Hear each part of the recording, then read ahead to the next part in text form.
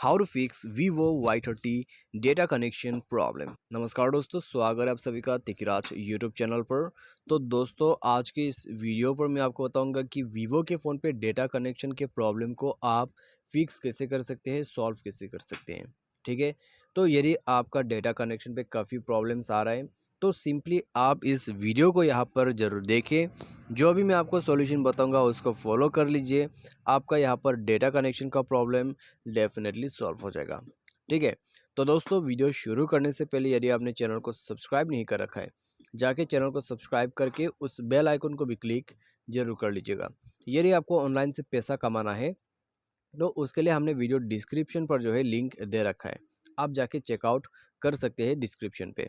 ठीक है, सारे साथ यदि आपको किसी भी चीज़ के रिगार्डिंग पर कोई भी प्रॉब्लम है, हमें ट्विटर पर फॉलो करके मैसेज कर दीजिएगा। तो चलिए वीडियो शुरू करते हैं। देखते हैं यहाँ पर कि डेटा कनेक्शन का प्रॉब्लम जो है उसको फिक्स कैसे करना है। सबसे पहले तो दोस्तों यहाँ पर आपको जाना है सेटिंग पर।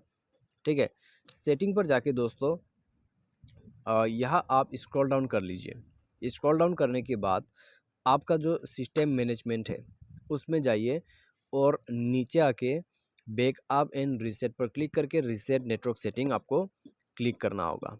ठीक है, तो रीसेट नेटवर्क सेटिंग पर जाके नेटवर्क सेटिंग को रीसेट कर दीजिए। यहाँ पे आपको क्लिक करना है, मोबाइल पासवर्ड भर देना है और उसके बाद दोबारा से नीचे रीसेट सेटिंग पर क्लिक कर देना है। ठीक है, तो ये सब कर लेने के बाद दोस्तों सिंपली आपका जो नेटवर्क सेटिंग है वो रीसेट हो जाएगा।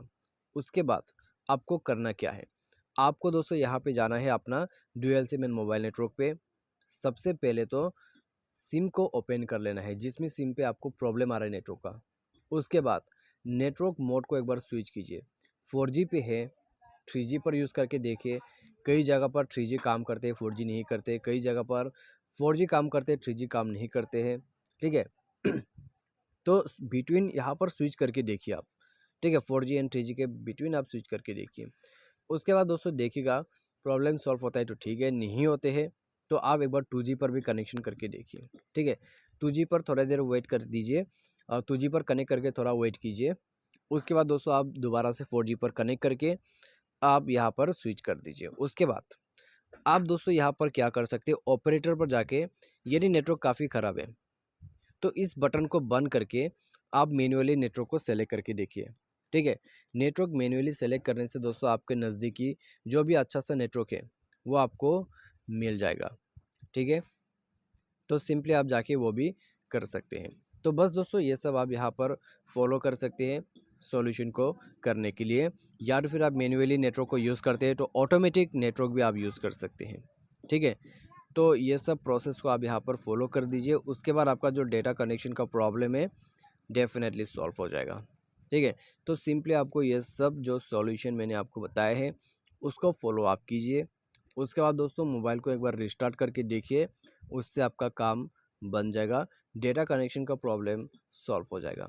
ठीक है, तो दोस्तों यहाँ पर डेटा कनेक्शन यूज़ करने के लिए आपके पास डेटा कनेक्शन भी होना चाहिए।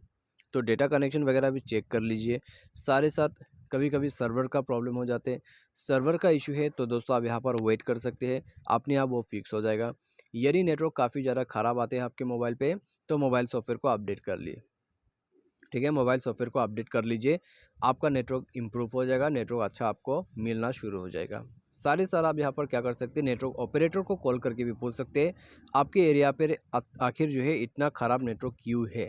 ठीक है, तो आप उनको भी पूछ सकते हैं, वो आपको बताएगा क्या नेटवर्क का आपका एरिया में कोई इम्प्रूवमेंट चल रहा है या फिर ऐसा ही है। ठीक है, तो आज की इस वीडियो पर दोस्तों बस इतना ही। इस तरीके से आप डेटा कनेक्शन का प्रॉब्लम को सॉल्व कर सकते हैं। वीडियो अच्छा लगा हो तो वीडियो को जाकर लाइक कर सकते हैं आप। Thanks for watching.